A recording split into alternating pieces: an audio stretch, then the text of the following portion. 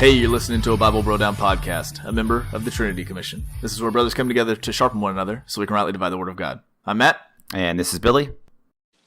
And for this mini, we're going to take a look at a couple more parables, very short ones, maybe a third, that are also about the atonement, right? I mean, the last one we looked at was in Matthew 18. It was about the unforgiving servant. And there's definitely atonement issues applied there. He was forgiven his debt. He wasn't showing the same mercy to his fellow servants as the king showed to him, and so he was removed from that. He was removed from the grace of the king and sent to the torturers because of how he was acting. So the atonement was applied and then removed. And here we're going to take a look at Matthew 13, 44 and 45, or 44 through 46, and then possibly that's the parable of the hidden treasure, parable of the costly pearl, and then a dragnet. We possibly will get to that one. Starts at 47, goes through 52. Yeah. Matthew 13 is all parables. So it's, tares among wheat. It's the four soils, the mustard seed, the leaven, and then three more. Lots of them. But we're just going to talk about these two. It's interesting. All of these actually point back to what we just said about Christ purchasing and going after all of humanity, not just certain people. Every single one of them. Every single one of them. I think we talked about it in our Galatians study on Monday. Yeah. Christ purchases everybody. You can see that in the Exodus. You see that in Hebrews, confirms it. And what does he expect? For those people he purchased to serve him. And if they don't, they die in the wilderness. Isn't it? I mean, I hear we've talked about this privately in Marco Polo.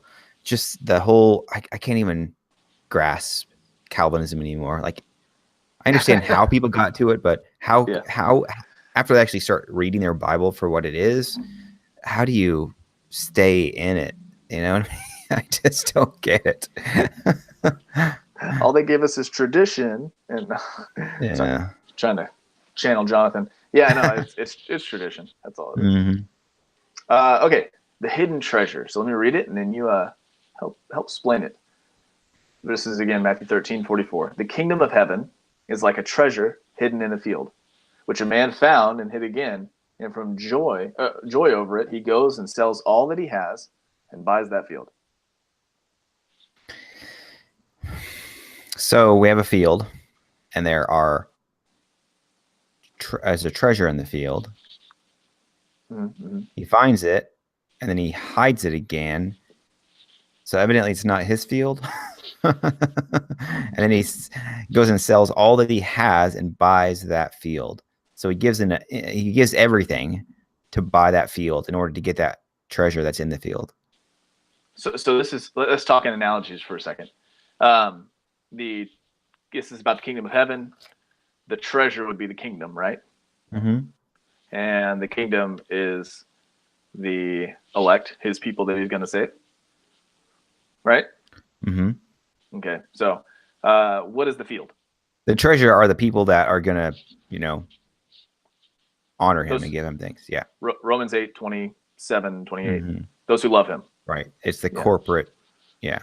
Yep. So the treasure are the people who honor God and give him thanks, the righteous. What's the field? What's that? What is the field compared to the world?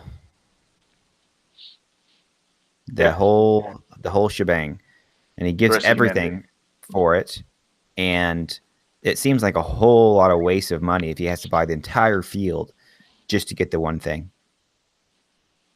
But he does it anyway. So again, keep in mind it's a parable. We can only take it so far, but Christ, being the king of this kingdom, purchases the entire field, all of humanity. Why did he do earth, that? Right? He purchases the whole earth. And when we say earth, we don't actually just mean like the people on earth. He actually purchases the entire cosmos. Kind of like going back all the way back to Ruth, where they purchased the inheritance, like the whole thing. Is it in the middle of Romans 8? Creation groans for the redemption. Yeah. Yeah, you're right. Not just humanity. So Christ buys everything And then what he's going to keep, what he's going to treasure, are those who are faithful to him, the righteous. Right. Do you think that he goes and sells all that he has? That could be where he becomes lower than the angels. He does not consider, equality with God, but like gives it up and then, sacrifices his life in order to purchase. Yeah, not only did he belittle himself down to our level, but then he allowed people to kill the flesh that he had taken on. Right. Yeah, no, I think that's absolutely what it means. Yeah. But again, we see this concept here of the whole entire world, the whole entire cosmos, the entire field is purchased, not just the one little piece, individual little pieces of treasure in this field, but the whole thing. And we see that. I mean, if just to throw back to the parable of the four soils, I mean, the word and the purchase in the kingdom goes out to the entire world. There is no one left out of those four parables. None. Zero. Mm-hmm. All of them have it.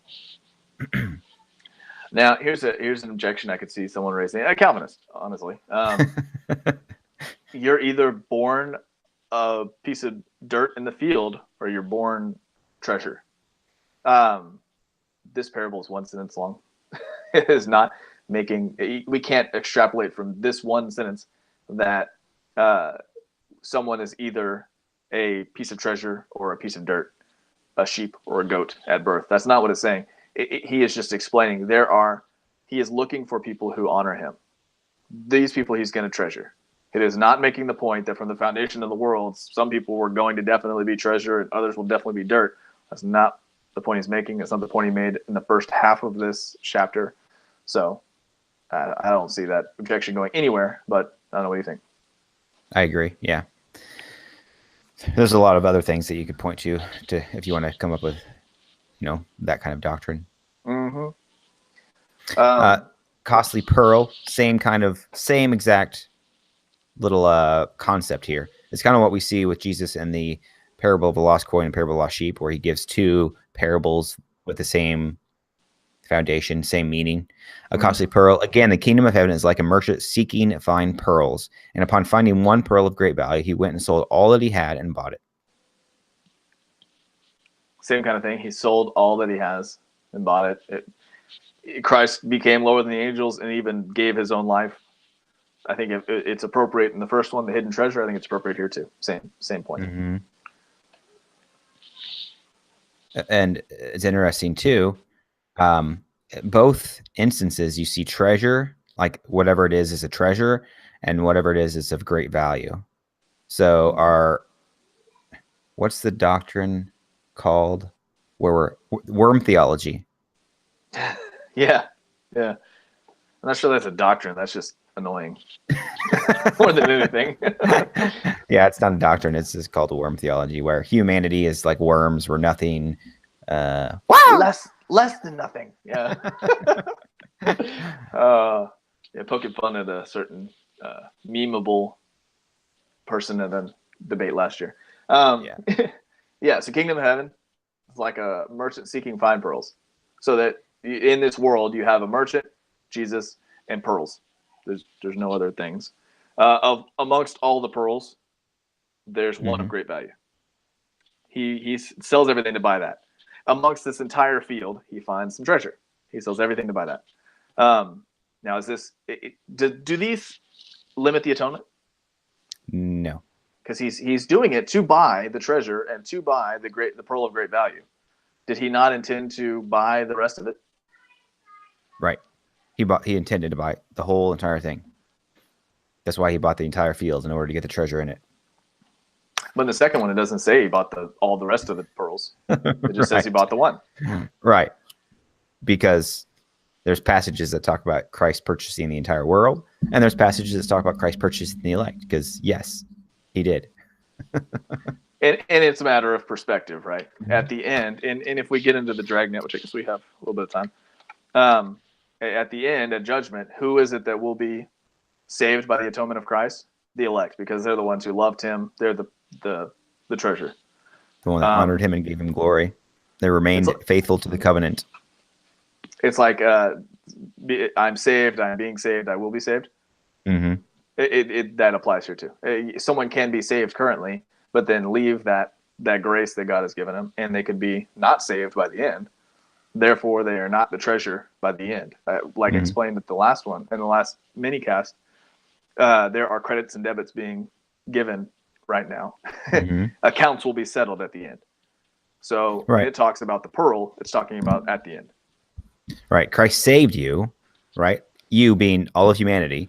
And those of faith, he's saving you. And if you remain faithful, then you will be saved in the end and enter the inheritance, enter the rest. Yeah. So this parable is like kind of from a top-down view. These people who were all faithful unto death, they were the pearl, the great pearl of value. Right. It's like the heavenly Jerusalem. So you think we can do Dragnet in 5-6 minutes? Yeah. Again, the kingdom of heaven is like a dragnet.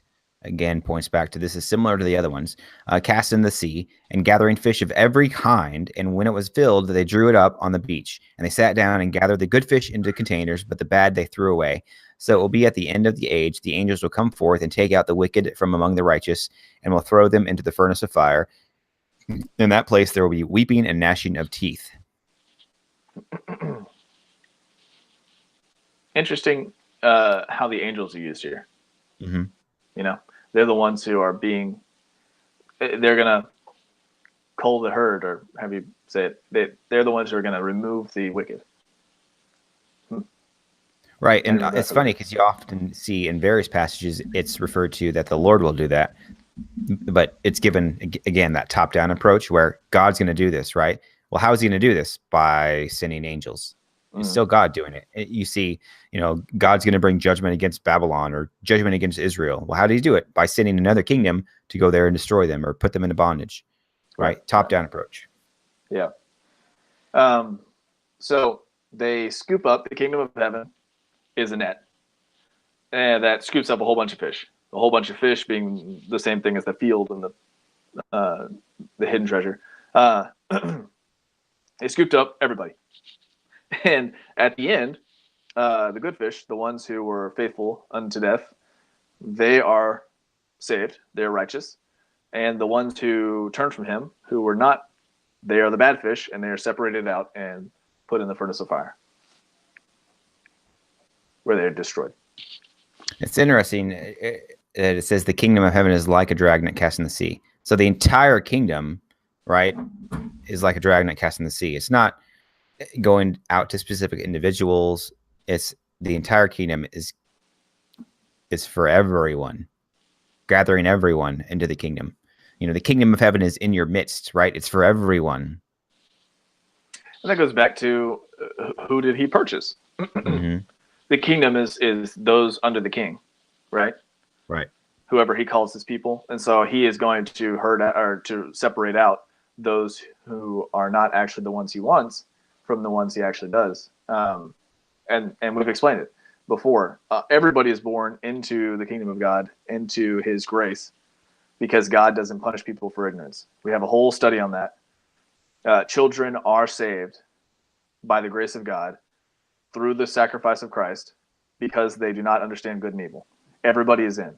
But by the end of their life, if they have matured to the point of understanding good and evil, then they can determine whether or not they're going to leave the grace of God and go do it on their own, in which case they will be removed as wicked and thrown into fire. Yeah, it makes me think of Hebrews. How much severe punishment do you think he will deserve who has trampled underfoot the Son of God and has regarded as unclean the blood of the covenant by which he was sanctified and has insulted the Spirit of grace? For we know him who said, vengeance is mine, I will repay. And again, the Lord will judge only certain individuals. No, his people. It is a terrifying thing to fall in the hands of the living God. And his people here is referring to everyone, because in this judgment of his people are people who don't obey him. So his people refers to absolutely everyone. Yeah. Cool. 3 more parables down. Yeah. One-liners. Yeah, it's short and sweet. But like we said, we're going to combine some because they make sense to combine. At the end of their verse, have you understood all these things? They said to him, yes. Do you think they're like, man, I have no idea what he just said? Yeah, Then they're like, Jesus oh said yeah, to them, no, therefore, every scribe who has become a disciple of the kingdom of heaven is like a head of household who brings out of his treasure things new and old. Every therefore, scribe who has become a disciple of the kingdom of heaven, a servant, a one who's learning what it means to be in the kingdom of heaven, is like a head of follower. household, right? A follower who brings out of his treasure things new and old. That's Yep. more enigmatic than the rest of the the first three parables. Who brings out of his treasure things new and old. Right. His treasure being It's like saying a student of the kingdom, right? Somebody who is in God's kingdom and is trying to be a student and follower of the king, who is, a scribe, like who is listening to the word and writing the word and meditating on the word and in essence proclaiming the word. They're bringing out things new and old. This is kind of like well, everyone's called to be a disciple. Anyone who is studying his word is learning new things about the kingdom and also learning old things about the kingdom. And everything about this are treasures. To understand God and his word and who he is and what he's done, those are all treasures in the kingdom for us. That's what it seems like. Yeah, I'm looking at parallels. Who brings out of his storeroom new treasures as well as old, who brings out of his storeroom new gems of truth as well as old, who brings out of his treasure what is new and what is old, storeroom, who puts forth out of his treasure new and old. Yeah, it's interesting. It also sounds like some kind of idiomatic statement.